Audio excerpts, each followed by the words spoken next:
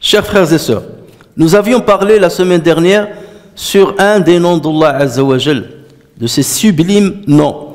Il s'agit de Al-Kabir, le grand par excellence. Nous avons parlé de la signification étymologique de ce terme, nous avons parlé de sa signification religieuse, et nous avons parlé de ses tenants, de ses aboutissants et des endroits et des moments où Allah Azza wa Jal nous a instauré l'élévation d'un grand slogan qui est Allahu Akbar, autrement dit une manifestation verbale de ce que nous ressentons dans notre cœur à l'égard de la grandeur d'Allah Azza wa Jal. Nous proclamons Allahu Akbar pour dire voici ce que nous ressentons comme certitude concernant Allah Azza wa Jal. Il est le plus grand et tout ce qu'il y a en dehors de lui est bas, tout ce qu'il y a en dehors de lui est incomplet, tout ce qu'il y a en dehors de lui est moins grand. Si nous jetons un œil sur le Coran pour essayer de voir où Allah Azza wa Jal a cité ce nom-là de Al-Kabir, nous allons trouver 6 endroits où Allah Azza wa Jal a cité son nom Al-Kabir.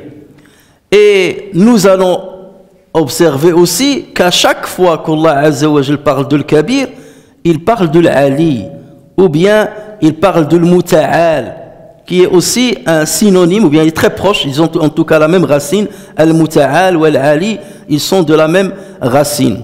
Donc c'est qu'il y a un secret dans ce couple, dans ce couplage qui se trouve dans ces 6 versets.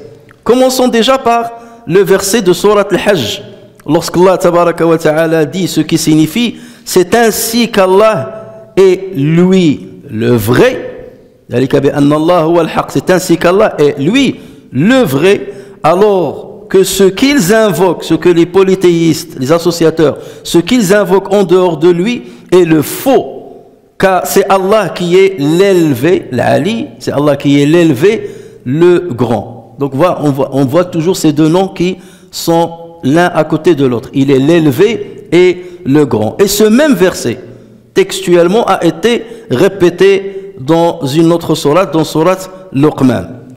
Ensuite, Allah Azza wa Jal, dans sourate Saba, il dit ce qui signifie l'intercession auprès de lui ne profite qu'à celui en faveur duquel il la permet. Personne ne peut intercéder auprès d'Allah Azza wa Jal en la faveur de quelqu'un sans qu'Allah Azza wa Jal ne le permette. Et ensuite, il dit quand ensuite la frayeur se sera éloignée de leur cœur, ils diront qu'a dit votre Seigneur? Ils répondront la vérité et c'est lui l'élevé le grand. Encore une fois, il cite la Ali Al-Kabir, c'est lui l'élevé le grand. Ici, lorsqu'il dit il, le pronom, il revient à qui? Certains qui vont dire qu'a dit votre Seigneur et les autres qui disent il dit le vrai ou bien il dit la vérité. De qui parle-t-on ici? À qui fait référence ce passage coranique? Bon, déjà, ce qu'on va remarquer déjà dans le verset qu'on a cité dans celui-ci, c'est que Allah Azza wa Jal, il parle toujours de l'haq, de la vérité. Et ensuite, il parle de l'Ali, l'élevé, et Al-Kabir.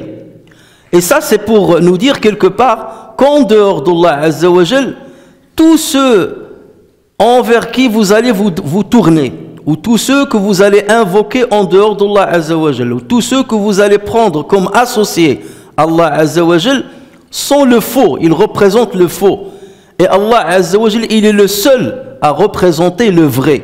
Il représente le vrai par quoi? Par ses paroles, par ses révélations, par ce qu'il nous enjoint à faire ou à ne pas faire. Il est la vérité et c'est de lui qu'émane la vérité. Et en dehors de sa vérité, il n'y a que le faux. Donc c'est un appel de la part d'Allah Azza wa Jal à ce que les croyants qui ont ressenti la grandeur d'Allah Azza wa Jal manifestent leur foi d'unicité envers Allah Azza wa Jal, qu'il est l'unique. Et en dehors de lui, on ne prend aucun autre associé. Mais s'agissant de l'autre verset, lorsqu'Allah Azza wa Jal dit plus particulièrement, quand la frayeur se sera éloignée de leur cœur, ils diront, qu'a-t-il dit votre Seigneur, ou qu'a dit votre Seigneur? Ils répondront, la vérité, c'est lui le haut, le grand. Les savants, bien les exégètes, ont choisi deux interprétations pour ce verset. Il y a ceux qui disent qu'ici, ce sont les anges qui parlent à ceux qui n'ont pas voulu croire en Allah Azza wa Jalla à un moment bien précis, lorsque ces derniers, ça veut dire qu'ils n'ont pas cru, sont en train de basculer vers l'au-delà, sont en train de mourir. Lorsqu'ils vont voir la mort, les anges leur diront, qu'a-t-il dit votre Seigneur? Tout ce qui vous a été parvenu de la parole de votre Seigneur, qu'a-t-il dit? Et là, ils vont reconnaître qu'ils étaient dans le faux et que la parole d'Allah Azza wa Jal était le vrai. Ils vont dire al-haq, et nous attestons wa huwa al-aliyyul kabir, il est l'élevé et il est le grand. Mais ça sera trop tard, parce que là, ils sont en train de basculer vers l'au-delà, ils sont en train de mourir.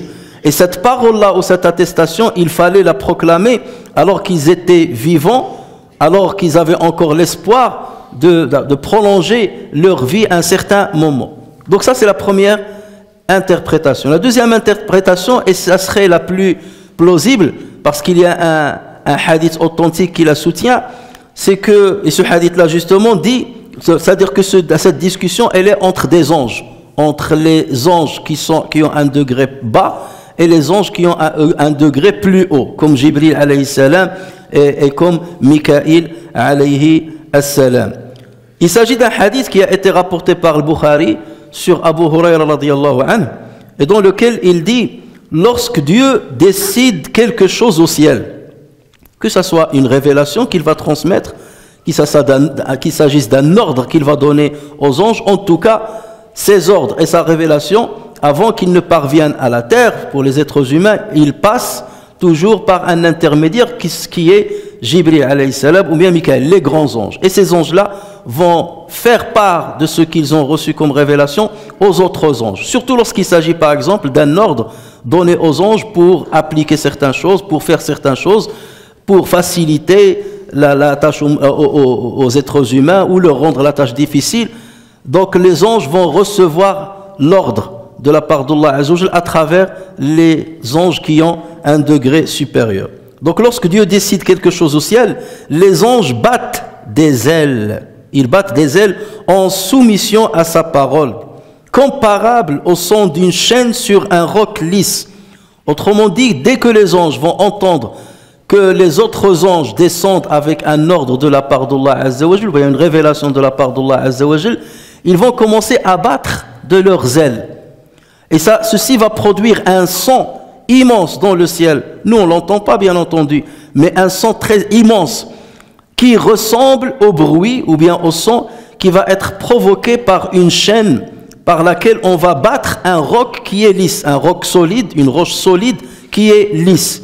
Alors imaginez ce bruit-là qui va retentir dans le ciel avec tous ces anges-là qui sont en train de battre leurs ailes. Et nous savons très bien que certains ont mathna wa thulatha wa ruba', il y a certains qui ont 2 ailes, il y a certains qui ont 4, il y a certains qui ont plus. L'ange Jibril alayhi salam, il en a 600. Donc tout ça, c'est pour vous montrer cette manifestation physique de cette soumission des anges quant à l'ordre d'Allah Azza wa Jal. Et là, ils vont demander à ceux qui leur ont transmis l'information, qu'a dit votre Seigneur? Ils vont leur dire, il a dit la vérité. Et il est l'élevé et le grand. Il est l'élevé et le grand. Lorsqu'on entend ce hadith, chers frères et sœurs, et lorsque le prophète sallallahu alayhi wa sallam nous donne ce genre de hadith qui ont un rapport avec le ghaib, avec ce qui est invisible, c'est pour qu'il y ait une réaction de notre part par rapport à ces hadiths. Ces hadiths, le prophète sallallahu alayhi wa sallam n'est pas en train de nous raconter des contes seulement pour nous amuser.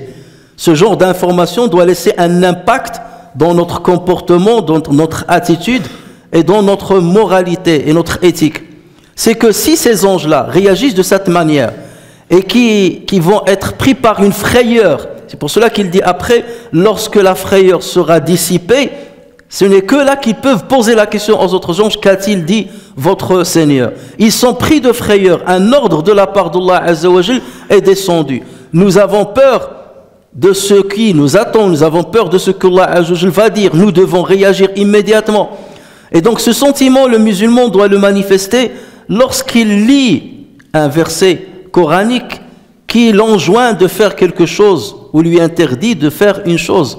Lorsqu'il entend une parole de la part du prophète sallallahu alayhi wa sallam qui l'invite à faire quelque chose ou qui l'invite à s'écarter d'une chose. Et c'est ainsi qu'il doit réagir, verbalement et physiquement.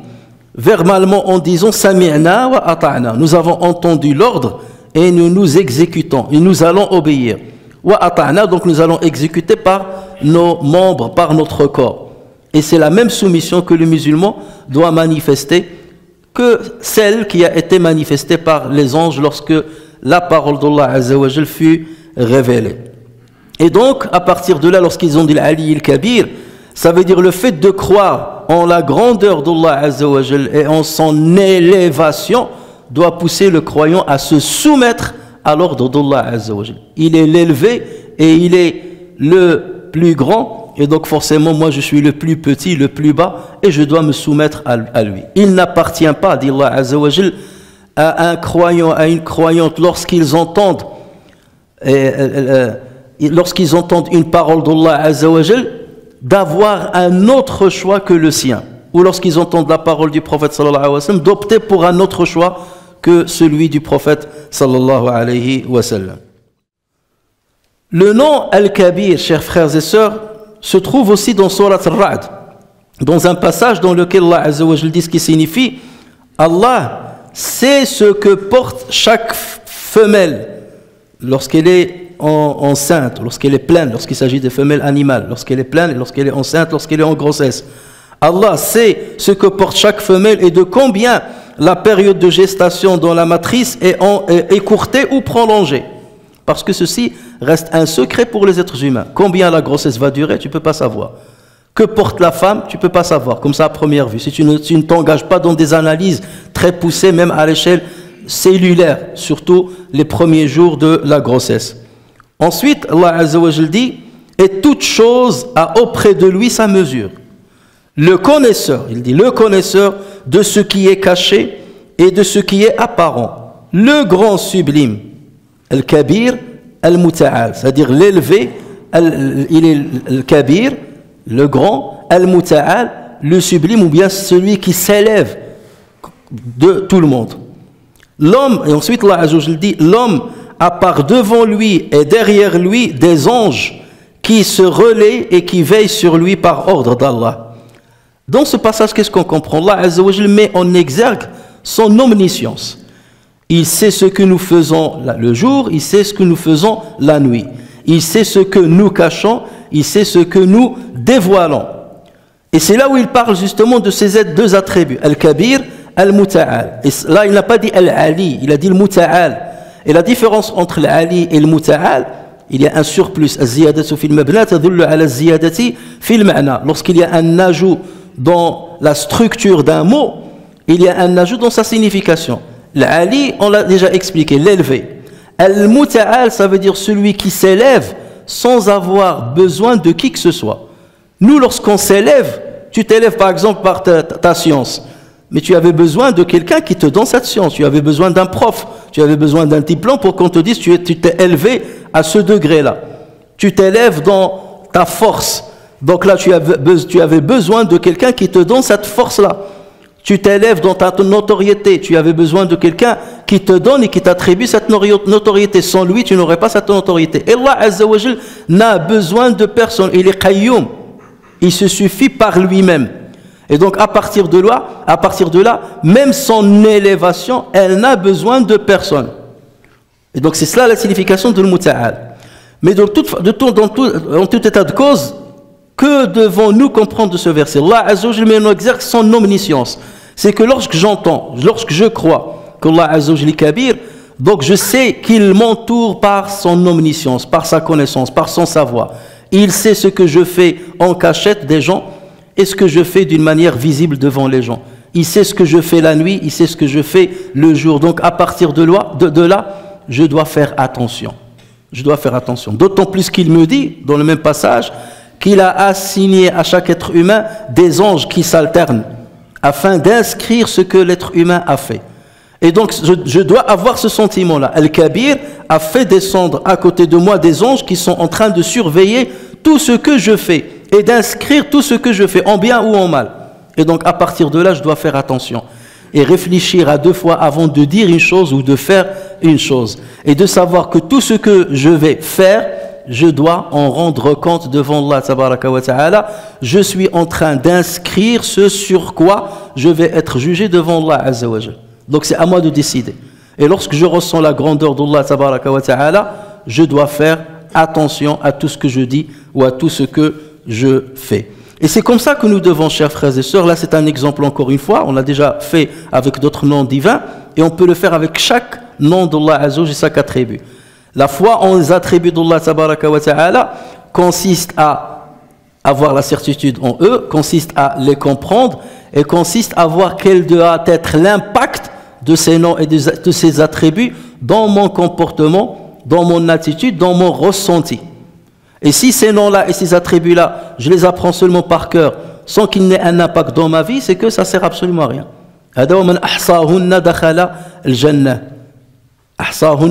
On a déjà parlé de ce sujet-là, ça veut dire il les comprend, il connaît leurs tenants et leurs aboutissants, et il s'en imprègne pour changer son comportement afin qu'il concorde avec ce qu'Allah azza wa jalla veut de lui.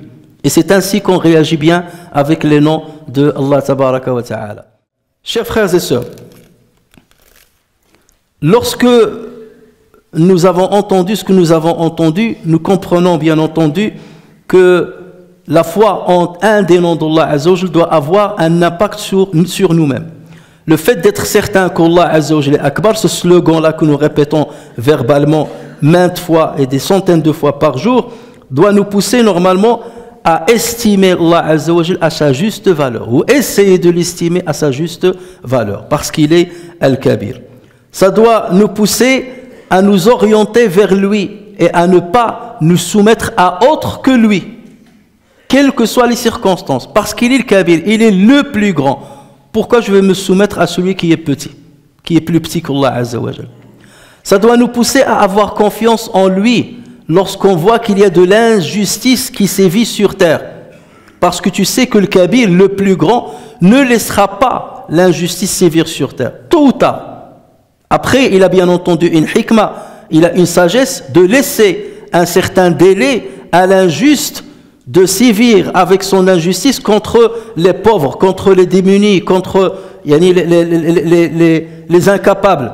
Donc lorsque vous voyez sur terre qu'il y a un certain despotisme, lorsque vous voyez qu'il y a énormément d'injustice ça et là, lorsque vous voyez qu'il y a énormément de despotes, qu'il y a énormément d'injustes, restez toujours confiants. Parce que vous êtes sûr et vous savez et vous êtes certain qu'Allah est Akbar. Et s'il est Akbar, quelle que soit la grandeur de l'injuste, Allah azza wa jalla va le casser. Quelle que soit la grandeur de l'injuste, quelle que soit sa force physique, sa force militaire, sa force de je ne sais quoi, Allah azza wa jalla est Akbar. Et il mettra tôt ou tard un terme à son injustice sur terre. Et cette certitude doit nous accompagner. Et en aucun cas, on ne doit douter d'Allah azza wa jalla et de sa grandeur lorsqu'on voit qu'il y a de l'injustice qui règne sur terre. Et il y a aussi un comportement très important par lequel nous devons être imprégnés lorsqu'on a cette certitude en la grandeur d'Allah tabaraka wa ta'ala. Il s'agit de ne jamais s'enfler d'orgueil, de ne jamais s'enorgueillir devant les gens, de ne jamais sentir de la vanité, de ne jamais être prétentieux. D'autant plus que le prophète sallallahu alayhi wa sallam nous dit dans un hadith rapporté par l'imam Ahmed, par Abu Daoud ainsi que par Ibn Majah sur Abu Huraira. Donc le prophète sallallahu alayhi wa sallam dit, Allah a dit, il s'agit d'un hadith qudsi, Allah a dit, l'orgueil est mon manteau et la grandeur est mon pagne. Celui qui me concurrence dans l'une de ces deux choses, je le jetterai en enfer. Donc il y a deux choses qui sont spécifiques à Allah azza wa jalla, l'orgueil. Et l'orgueil, il ne faut pas le comprendre dans son sens péjoratif, parce que lorsqu'on attribue l'orgueil à un être humain, ça a un sens péjoratif. Lorsque l'attribue Allah tabaraka wa ta'ala, ça a un sens noble. L'orgueil, ça veut dire la grandeur, le kibriya en arabe. C'est un terme qui a la même racine que al-kabir. Donc on est toujours dans le même sens de al-kabir, kibriya al-kabir.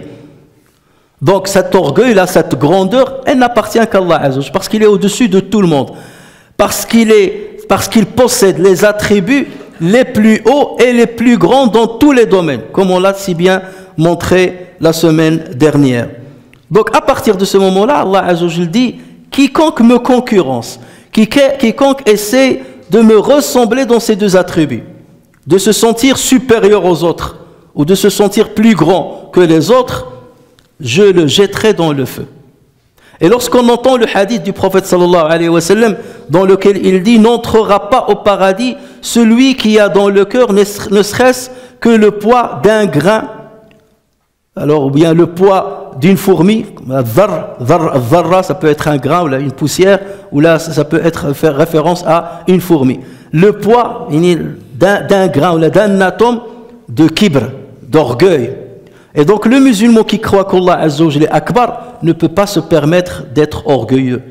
Le musulman qui croit qu'Allah Azza wa Jalla huwa al-Kabir ne peut en aucun cas s'enfler d'orgueil devant les autres, rabaisser les autres.